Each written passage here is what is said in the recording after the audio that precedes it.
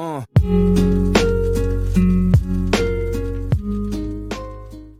guys, I'm back with another video. Got some more parts from COBB. We got the fuel pressure regulator kit to help with that 3K stumble. It's pretty annoying. And then we got the electronic boost solenoid and replace the stock one. So I'm going to try to get all that done in this video. I'm going to go ahead and get these fuel lines off first. Pull these off here, and then back here as well. And then we will replace this whole thing here and get our new vacuum source for it as well. So we'll work on that first, and then we will work on the solenoid after that. Alright, so to get these off, if you can see the notch in the top right here, I turned it around so you can see the notch, but the notches top and bottom, I'm using the highly advanced method of the zip tie. See that there? Yep. And you just slide it in the side, you press it in until you feel it kind of pop. And then you do the same on the other side. If I can grab my other zip tie.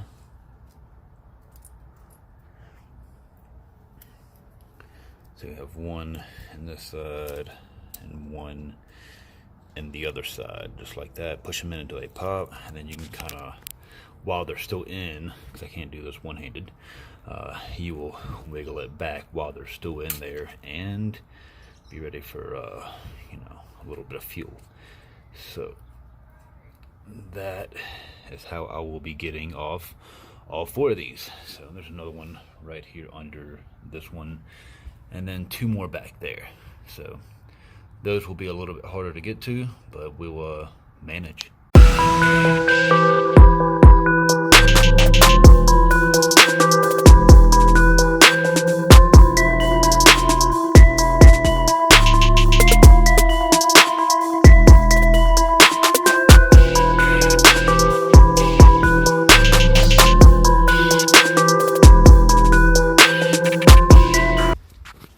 So this is the old setup, and we will begin putting this one here together. Alright, so the first thing we're going to do is pull this cap here off and put our short length of hose here. And then that mounts upside down. I've kind of pulled it out, but this little piece is going to come off here, and we're going to mount using the same place that just came from. They give you a spacer and a bolt and a nut in there so you can mount it down. But that's what we're going to do right now. We're going to pull that off, get this one mounted up, get that hose put on, and go from there.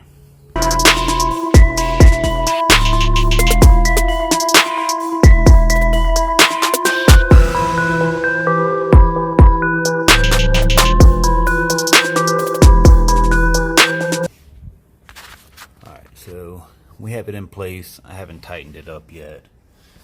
That's just so you can kind of see how it's mounted in there. But we'll tighten that up, and we will get the fuel line back there attached and the fuel line here attached. Our vacuum source, see there, be coming from there. We will not be using this anymore. We're going to cap it off, and we are going to tee into the bypass valve here. So we actually have a tee that was supplied, so we don't have to worry about tracking one of those down, and it came with enough vacuum hose that it shouldn't be a problem. Alright, if you can see here, I've got the vacuum hose put on the fuel pressure regulator. I have it kind of pulled down and around through here and under the little bracket here. So I got it coming out right here. We're going to tap into this hose. We're not going to use one of the lines they supplied with us. We're just going to cut into this one, put the T in, and then come off of it onto this, and then reattach the stock hose back. So we're going to make our cut, put the T in. They supplied us with some zip ties, so we might as well use those, and then we will have our vacuum lines hooked up.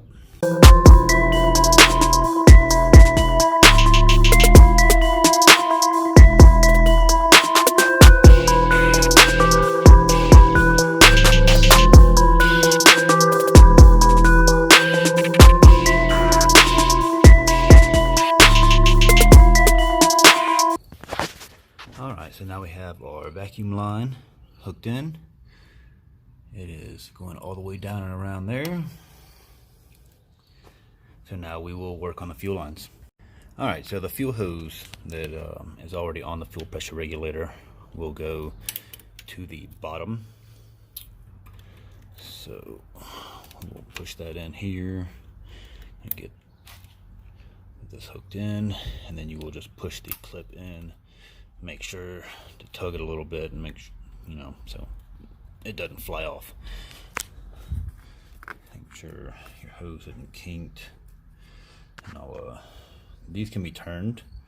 I can't do it with one hand, but if you hold the hose and turn the adapter, it actually does turn.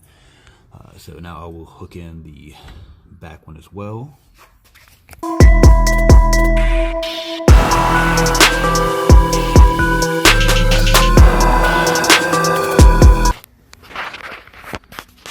So the back one is connected here.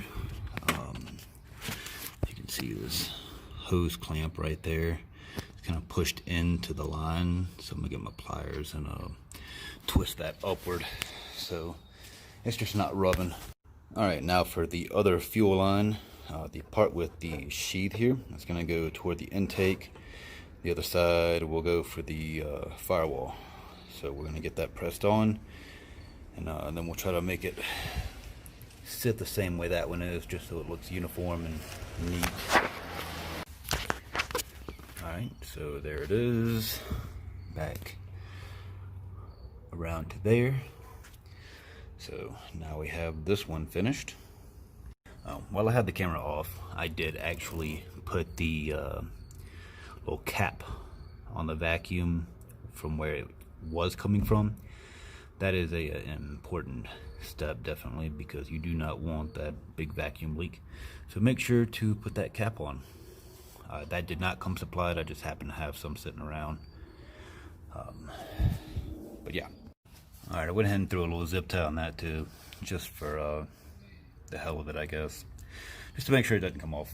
Now we're gonna cycle the car to the on position a few times, just so we make sure to get fuel through all those lines, and probably 3 to 4 times we'll let it cycle, you know, and then we'll start her up after that. Alright, now on to the electronic boost control solenoid. We have all our stuff in the box here we need. The stock one is under here, kind of behind this bracket. You can see I already pulled the connector off.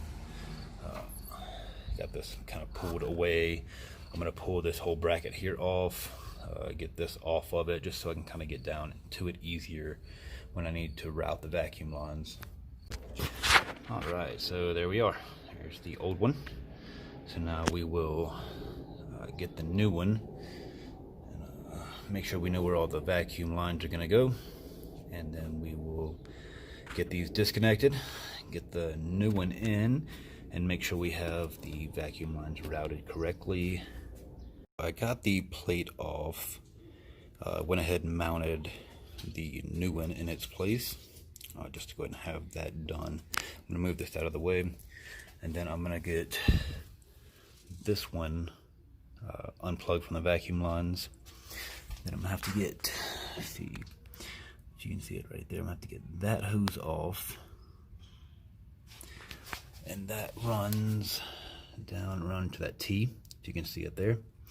down to the turbo housing down there. I'm gonna pull both of those clips off and pull this whole T and everything up, and then you'll be able to kind of see better.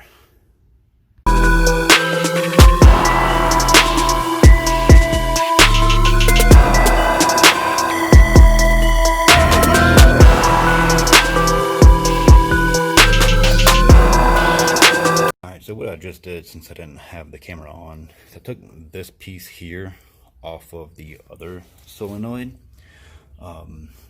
after that T, because it needed it to hook to that. Well, I needed it to hook to this, since this is an aftermarket piece and a different size. So I slid that over. It had a reducer here, so now I measured my vacuum hose, and the one from the intake here is going to go to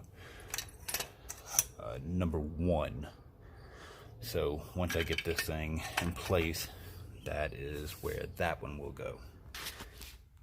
Well, between the hose being a little bit thicker, and I guess this being an aftermarket turbo, this that hose clamp just wouldn't fit over the barb with the hose on there. So we'll just throw a zip tie on it and leave it like that, and then we'll route this back to the boost control solenoid and cut it off where we need it. So that one is down there, and then we have plenty of slack here left over, so we'll cut off what we don't need and get these put on. Alright, so as you see, we have our vacuum lines put back onto the solenoid here. So number 1 goes to your intake inlet. Number 2 will go to your wastegate nipple, and number 3 goes down to the compressor housing. I gotta cut a zip tie, and I got these cleaned up already. Now we're just going to flip this bracket over.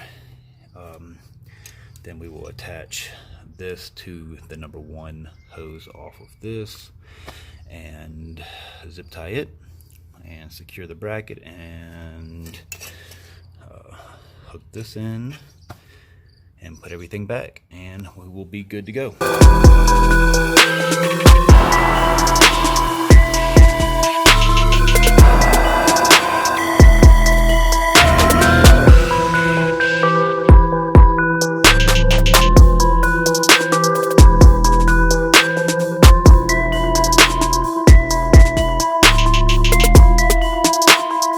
Alright guys, that's it. It is done. Now we are just gonna enjoy it. Please tune in next time, and should have a few extra things. I believe I still have, yeah, I still got the air to oil separator right here. I still need to get into that. I have some spark plugs I need to get on. But until then, hope you guys have a great day, have a great night, have a great week. Just be great, and like, subscribe, check out our other videos. Corey's doing some stuff with the Camaro, the 240, the boat, pretty much everything. So check out his videos.